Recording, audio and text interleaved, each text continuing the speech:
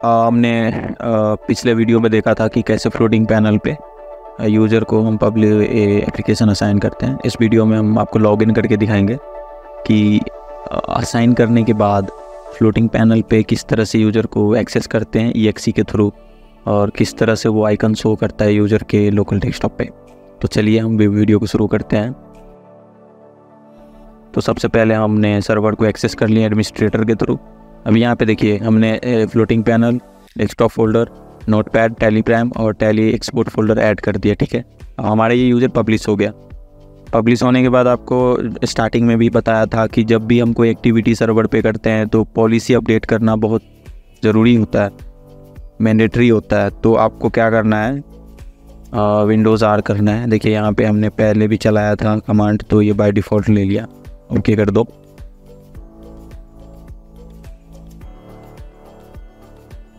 तो ये पॉलिसी हमारा अपडेट हो गया। अब ठीक है, अब इसको बंद कर दो। अभी हम यूज़र को अभी आपको मैं दिखाऊंगा कि फ्लोटिंग पैनल पे कैसे यूज़र एक्सेस होता है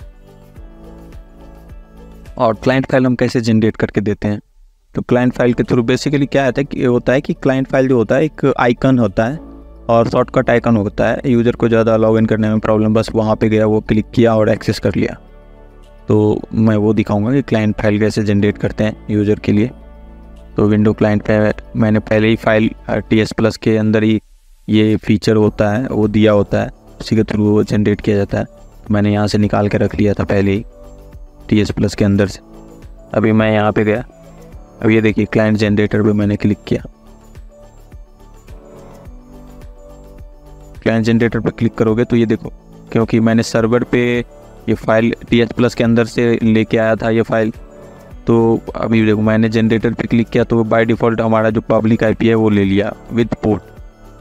कुछ डालने की ज़रूरत नहीं हुई मुझे, मैनुअली ऑटोमेटिक IP को एक्सेस कर लिया। अभी देखिए यहाँ पे क्या है कि user and password, login password, user login and password. अगर आप चाहते हैं कि यूज़र को मैं पहले ही पासवर्ड यूज़र ID सेव करके दे दूं क्लाइंट फाइल जब क्रिएट करते हैं तभी, तो आप यहाँ पे क्या कर सकते हैं, यूज़र का नेम दे दीजिए, यहाँ पे पासवर्ड दे दीजिए, ताकि यूज़र को फिर बाद में मैनुअली देने की ज़रूरत नहीं, बस वो वहाँ से क्लिक करना है, उसको एक्सेस कर लेनी है। अगर नहीं ये आप चाहते हो कि नहीं यूज़र मैनुअली पासवर्ड डाले, यूज़र नेम डाले, तो आप इसको ब्लैंक छोड़ सकते हो। अभी मैं ब्लैंक ही छोड़ दिया, मुझे डालने की कोई ज़रूरत नहीं है। अब यहाँ पे देखिए नीचे ऑप्शन है प्रीफर डिस्प्ले मोड। क्या देना चाहते हो आप रिमोट डेस्कटॉप देना चाहते हो, रिमोट ऐप क्लाइंट देना चाहते हो, या सिमलेस क्लाइंट देना चाहते हो। बेसिकली हम क्या करते हैं, इन तीनों में ज़्यादा ऑलमोस्ट हम रिमोट ऐप क्लाइंट ही देते हैं। स्टार्टिंग में जब बताया था कि अगर फुल विंडो का एक्सेस देना है तो आपको फुल विंडो एक्सेस के लिए रिमोट डेस्कटॉप क्लाइंट देना है। फ्लोटिंग पैनल देनी है तो आपको रिमोट ऐप क्लाइंट देनी है। तो हमें तो फ्लोटिंग पैनल देनी है, तो हमने रिमोट ऐप पे क्लिक किया, डिस्प्ले पे क्लिक किया, इसको टिक मार्क करनी है। फिर इस सब को ऐसे एज इट इज़ वैसे ही छोड़ना है। अभी इसमें से आपको कुछ सेलेक्ट करने की ज़रूरत नहीं, बस इसको आप टिक कर दो। रिमोट डेस्कटॉप पे जाओ, फुल स्क्रीन करनी है, सिमलेस पे जाओ, इसको ऐसे छोड़ दो। इसमें कुछ चेंजेस करने की ज़रूरत नहीं है, आपको चेंज करना है आपको लोकल रिसोर्स में। अभी देखो यहाँ पे डिस्क को चेक, ये जैसे चेक है उस सबको चेक करना है आपको। Disk, printer, COM port, smart card, USB devices. अब देखो अब नीचे आ जाता है प्रिंटर। आपको कौन सा प्रिंटर देना है। कई बार होता है कि यूज़र बोलता है कि भाई मेरे को प्रिंटर में क्या है कि प्रिंटिंग लेना ही नहीं है, मुझे बस PDF रीडर चाहिए, PDF जनरेट करना है, PDF भेजना है। तो उस केस में आपको preview with local PDF reader दे देनी है। ठीक है, और कई क्लाइंट होता है कि नहीं भाई मुझे सर्वर पे काम करके रीडायरेक्ट हमारे प्रिंट आना चाहिए हमारे लोकल प्रिंटर से, तो उस केस में आपको प्रिंट और डिफ़ॉल्ट सेलेक्ट करना है। और तीसरा ऑप्शन है select the local printer, local drive included. इसमें क्या होता है कि हम जो सर्वर पे प्रिंटर देते हैं, यूनिवर्सल देते हैं, TS देते हैं, तो इस ऑप्शन के केस में क्या होता है कि जब हम प्रिंट देते हैं तो उसके लोकल का, जैसे कई बार क्या होता है कि यूज़र अपने लोकेशन पे बहुत सारा प्रिंटर यूज़ करता है, मल्टीपल प्रिंटर होता है, और वो चाहता है कि भाई मैं किसी प्रिंटर से प्रिंट दे दूँ। ऐसा ज़रूरी नहीं है कि जो प्रिंटर एक सेट डिफ़ॉल्ट स्पेसिफिक है बस उसी से दो, कहीं से भी दे दो। कोई भी प्रिंटर सेलेक्ट किया और दे दिया प्रिंट, उस केस में हम क्या करते हैं, सेलेक्ट लोकल प्रिंटर पे इनको एक्सेस करवा के दे देते हैं। तो जब वो प्रिंट लेते हैं टैली से, तो उस केस में क्या होता है कि एक लिस्ट शो होती है, पॉपअप शो होती है, उसमें सारा प्रिंटर का लिस्ट आ जाता है कि भाई आप किस प्रिंटर से प्रिंट लेना चाहते हैं। तो वो मैनुअली वहाँ से सिलेक्ट करता है और प्रिंट अपना रीडायरेक्ट लोकल से लेता है। लेकिन इस केस में हम क्या करेंगे, कई बार क्लाइंट होता है कि भाई उतना मेरे पास उतना टाइम नहीं है, मैं तो चाहता हूँ कि बिल बनाया टैली से और प्रिंट के कंट्रोल पी किया और रीडायरेक्ट प्रिंट आ जाए मेरे लोकल से। तो उस केस में आपको क्या करना है, प्रिंट ऑन डिफ़ॉल्ट पे क्लिक करना है, प्रोग्राम फाइल को छोड़ देनी है, सिक्योरिटी छोड़ देनी है, लोड बैलेंसिंग छोड़ देनी है। यहाँ से सिंपल आपको क्रिएट कर लेना है। अभी देखिए, remote desktop client create has been copied on your desktop पे आ गया आपका 46 के नेम से, क्लाइंट 46 के नेम से। ओके कर दो, इसको नो कर दो।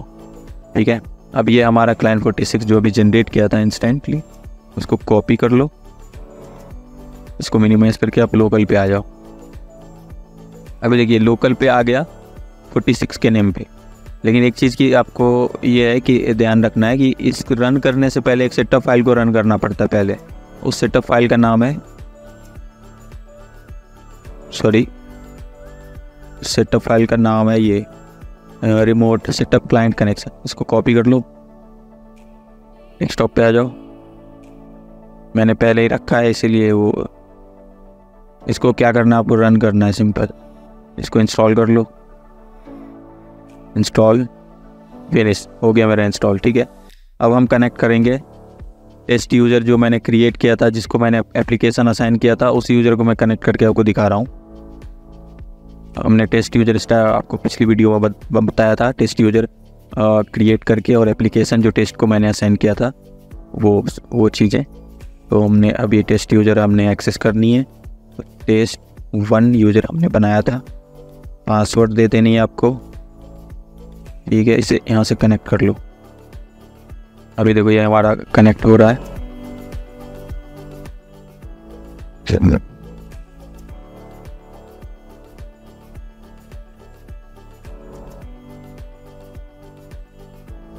देखो ये आ गया। हमने क्या क्या असाइन किया था PS+ के एप्लीकेशन पे, डेस्कटॉप फोल्डर, नोटपैड, टेलीग्राम और एक्सपोर्ट डेटा।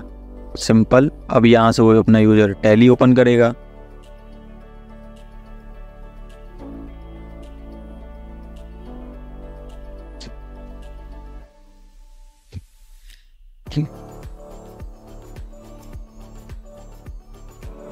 देखो यहाँ से वो उनका टैली एक्सेस हो गया।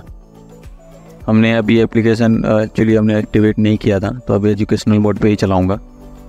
अभी देखो एक्सपोर्ट फोल्डर, देखो एक्सपोर्ट फोल्डर जो मैंने यहाँ पे असाइन किया है, तो एक्सपोर्ट जैसे ही यहाँ से टैली से वो यूज़र जैसे करेंगे, तो जैसे करेंगे वो तो एक्सपोर्ट हो जाएगा टैली एक्सपोर्ट फोल्डर में।